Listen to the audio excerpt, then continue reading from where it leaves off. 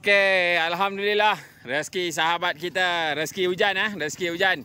Baru lepas hujan, berat. Kamu nak buat apa tau? Wow!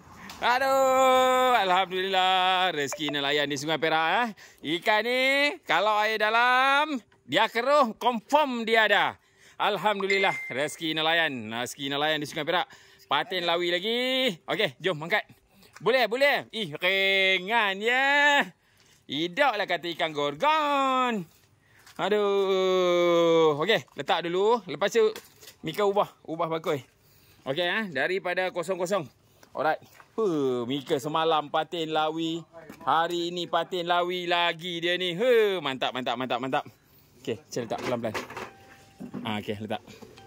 Okey, nak tengok tu berapa kilo? Okey, 17 kilo 750. 17 kilo 750. Okey, mantap. Angkat. Okey, angkat.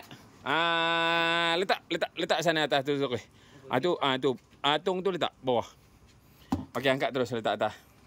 Mantap bos, mantap.